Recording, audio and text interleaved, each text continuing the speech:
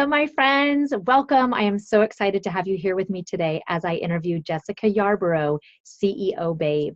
What I love about Jessica is how she blends this feminine energy into the masculine world of sales and marketing. So come on inside and prepare to be inspired. Welcome, everybody. I am here today with the fabulous Jessica Yarbrough of CEO Babe. Thank you so much for being here. Thanks for having me, Shannon. I'm super excited to join you. Absolutely. So you have a really interesting story, one that I think will resonate with a lot of people as an entrepreneur trying to create something out of nothing and actually finding success in it. Can you tell us a little bit about how you started CEO Babe? Awesome. Yeah. So my background was in marketing, and I had taken about a 4-year break from the corporate world, the startup world, because I was headed for burnout. And I went on a long spiritual journey, decided to become a yoga teacher, traveled, lived in 4 different countries.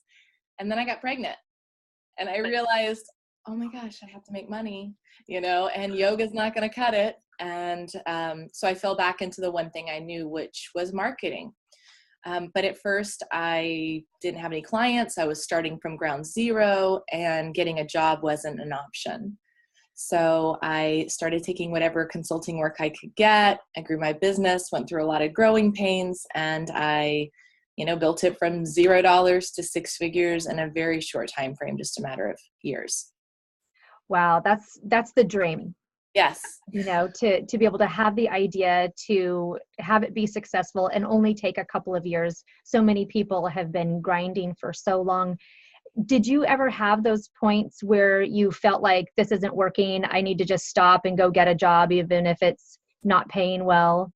No. No. And I'll tell you the reason why. With the exception of my startup company, where I was an employee, the rest of the time I haven't been employed for 12 years. Okay. So I've been doing my own thing, and I've done it here. When I was in college, I was consulting. I even did it in Thailand for a bit. I was consulting. So I knew that I had this unwavering faith and in my abilities and an unshakable confidence that this is my path. And when it doesn't feel like my path, I'll switch without question. That's just how I am. But I know that this is where I'm supposed to be. And that's why the universe has provided for me. And of course I show up and do the work, but this is what I'm supposed to be doing. So even in the hard spots in my business, and there has been, slow months or just things going wrong. I mean, when you're like playing at this level, things happen, not always good things. It's not always like roses and butterflies, right? So, but just knowing that this is my path and moving through the growing pains and setting my vision higher and higher, is just part of that process. Beautiful. And I know that your connection is very important to you, your spiritual connection, your way that you're feeling your way through the world. Can you talk a little bit about how you know if you're on the right path or if you need to switch? I feel it in my gut. So I think like a lot of people, I definitely got sucked into other people's way of doing things. That was something that was a total buzzkill, drain on my energy, drain on my finances. Following a very masculine, like this is the way it has to be, and follow my system and all of that. And I really have shut off like a lot of those voices, even if they are powerful 7 and 8 figure entrepreneurs, because I think the one thing that's missing from the marketplace is the feminine energy. And that, yes, the strategy and the tools are part of it, but there's also this like divine surrender and going within and trusting like your intuition and being okay with doing something different, and it will still work. So the more that I can lean into that, the more successful I am. The more I lean into the mindset and the inner work, the more successful I am. Not the more emails I send out or all of that stuff. So I think so many women get caught up in that. And I'm not saying it doesn't work. I'm sure that works, but it felt very awkward and forced for me. And if you're going to be successful, it's going to be uncomfortable, but it shouldn't feel forced, if that makes sense. I love everything that you just said. I find that I'm usually the 1%. If everybody has a system and they're going for it and they say, okay, first you have to have the plan and then you take these steps, it's not going to work for me. I'm very much like you. Every time I learn the tools and then step back and go within, that's when everything comes and works out for me, and effortlessly and divinely guided in a way that I wouldn't have been able to orchestrate on my own. But it takes stepping out of everybody else's should and have to. Right. Exactly.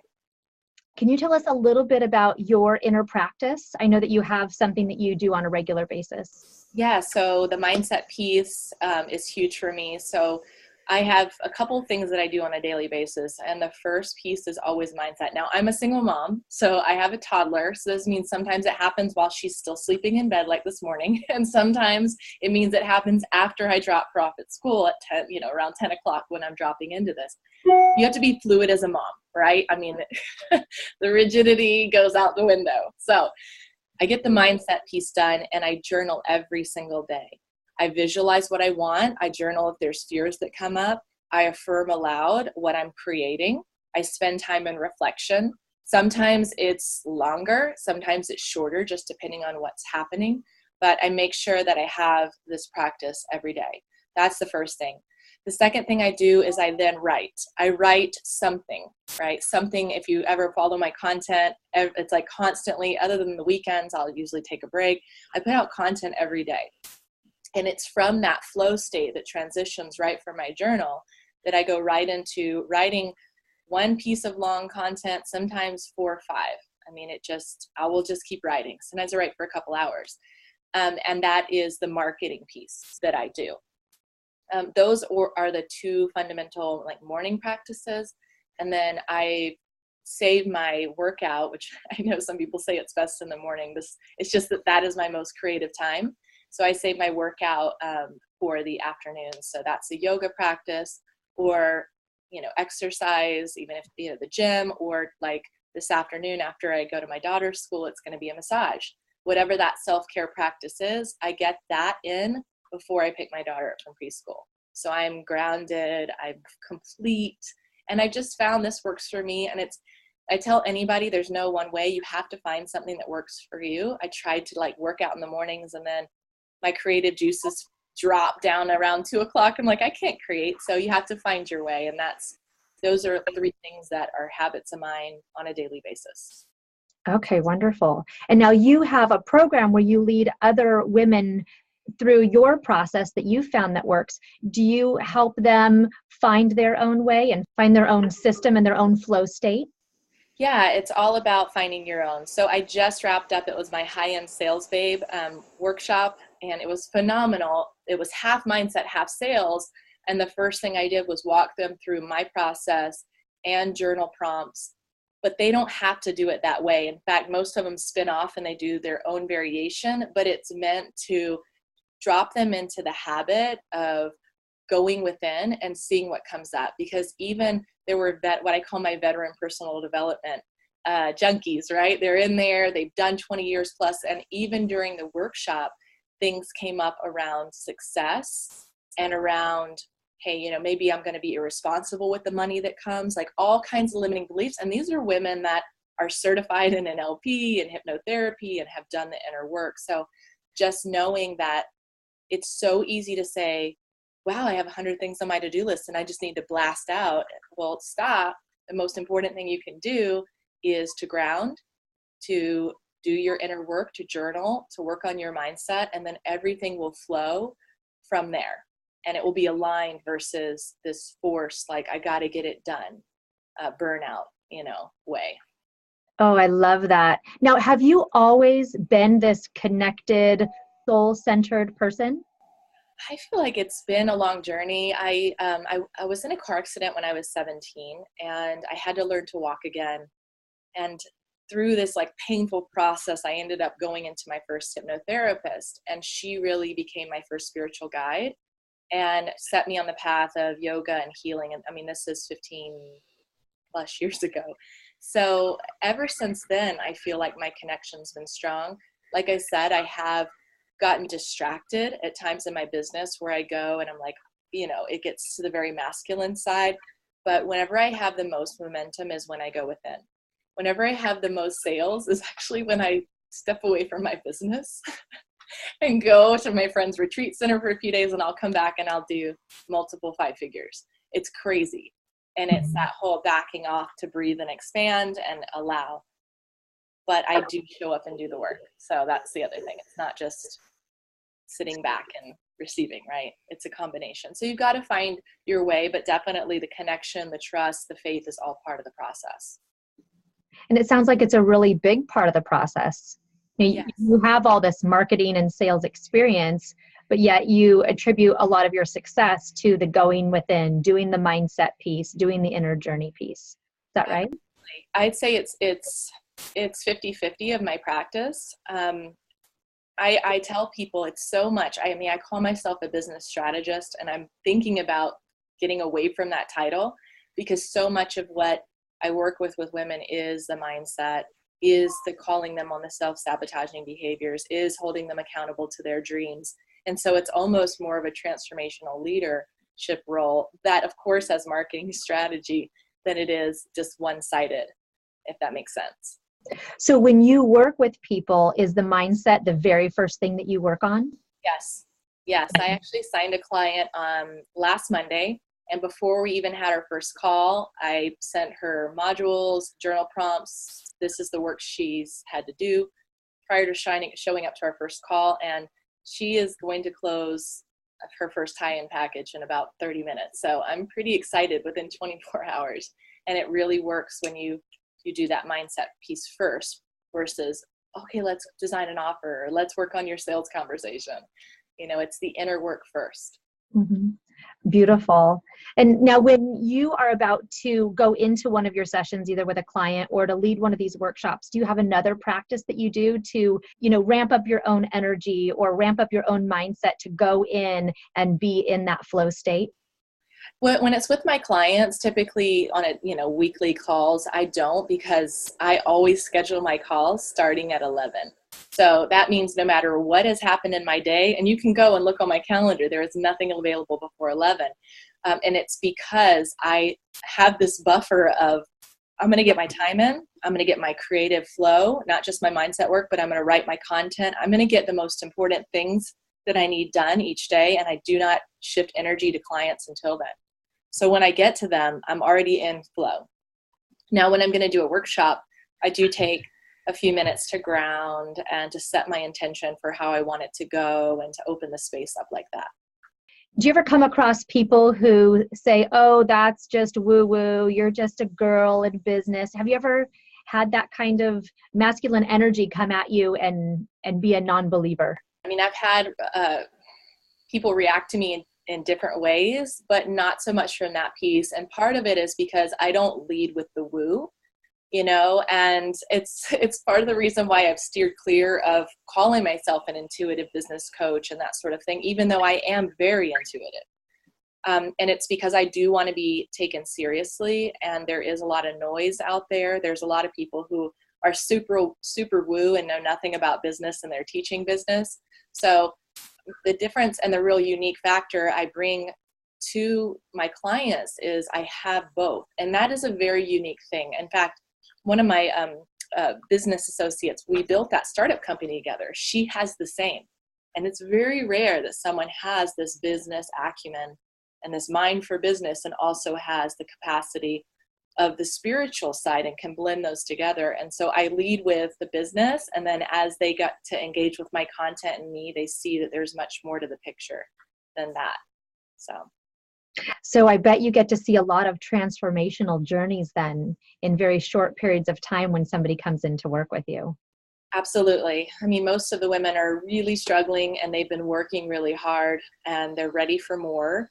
And the self-worth piece is a huge aspect of their journey, and discerning it and owning their magic and all of that. So the transformation is really rapid, usually involves tears even before we start working.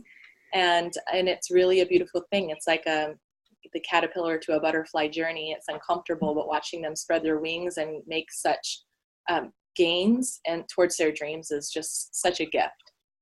And do you have one of those stories that you'd be able to share with us? Sure. Yeah. So I have multiple clients this year. In fact, it was amazing. This group of women that just catapulted. One of my clients, Jen, so she actually knew me back in the day from my yoga teaching days, and she had paid a lot of money for a coaching certification program, a system. I think she spent like 20 grand and worked for about 6 months trying to implement their system. And very rigid, very branded for them, and was only making between $500 to $2,000 a month. And she came to me and was like, okay, I realize I need to have my own unique way of doing things. I need to have a personal brand. And we worked together for the first 3 weeks before she built a funnel, before she had a website, before she had a brand, and she closed her first $12,000 sale. So she made more in 3 weeks working with me than she did in 6 months of putting herself out there. Wow. That is a really, really cool story. And one where I know so many people want to say, I want that. Yes. I want that. I need that. That's exactly what I'm looking for. And you've already said that what makes you special, what makes you different is you have the brains, but you also have the heart. And that is such a beautiful piece to be able to, two beautiful pieces to be able to bring together. Because when the mind and body are working together, like you said, just magic happens, synchronicity happens. Yes. How can people get a hold of you if they'd like to learn more about your programs? Sure. Just go to ceobabe.com. You can join my free Facebook group. I'm in there almost daily giving free trainings on everything from mindset to business building to health stuff. And follow me on LinkedIn as well, Jessica Yarbrough. And so because you have a lot online, you're able to see clients nationwide? Yes, I have clients all over the world. So clients in New Zealand to Hawaii to East Coast and beyond. Wonderful. And so what's next for you? I know that you just keep growing and expanding and your momentum keeps going. What's next for CEO Babe? Oh man, my vision is I actually want to launch a magazine called CEO Babe Magazine, and it to be the go-to resource for female entrepreneurs. So that's something that's on the horizon. Writing my book is on the horizon, and growing my business and my client success. So that's all part of it. Lots of exciting programs, of course, that are coming up. So. And now, do you see that there's a shift happening in the sales and marketing world and the business world with feminine energy becoming so much more available and so many more women being not afraid to speak up and say, yes, I'm this feminine energy and I'm kicking ass in sales and marketing and business?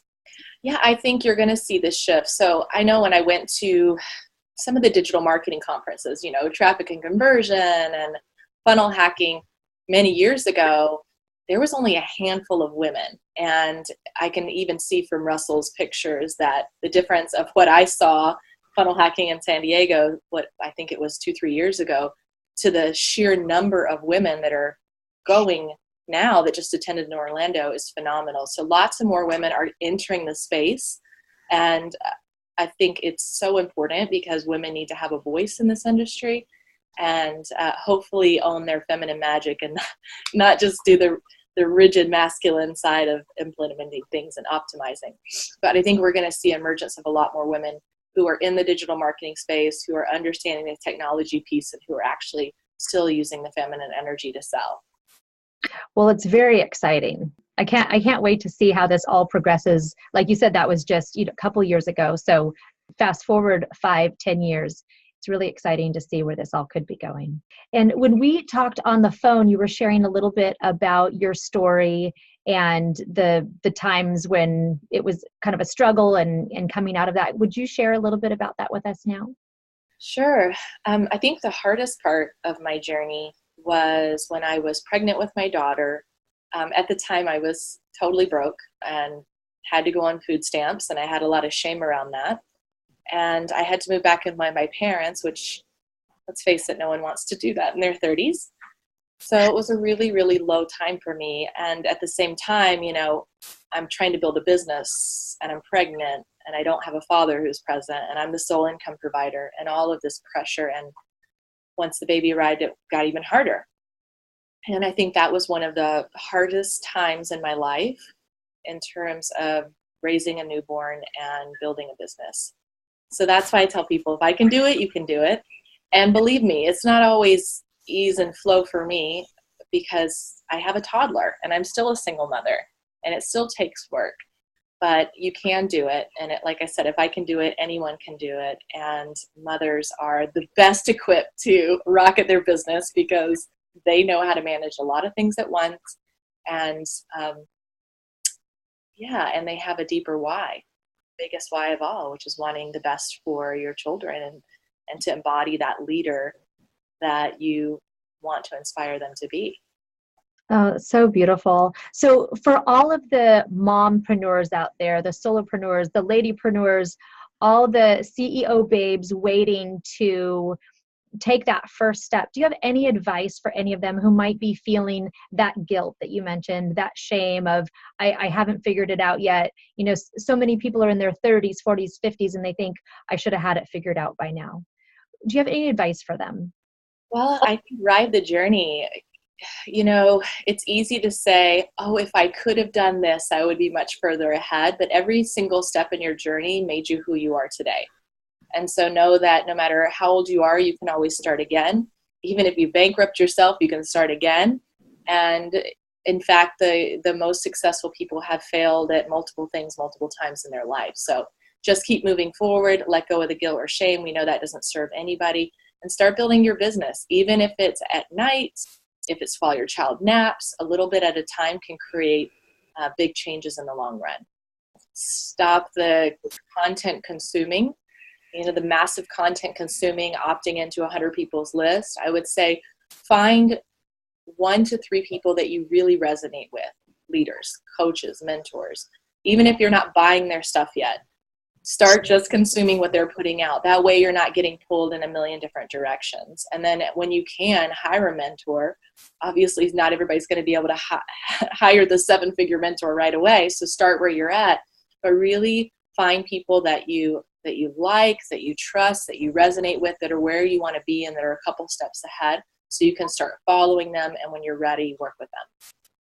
Wonderful. Well, thank you so much for sharing your joy and your wisdom with us, your feminine energy. I love that you have such a grounded stance with the woo-woo, but then the business acumen. You are a perfect example of how to not be afraid to really be present in a female body and still make waves, make massive income doing something you love, providing for the people you love. So thank you so much for being here today and sharing you with us. Awesome. Thank you so much. You're welcome. Bye, guys.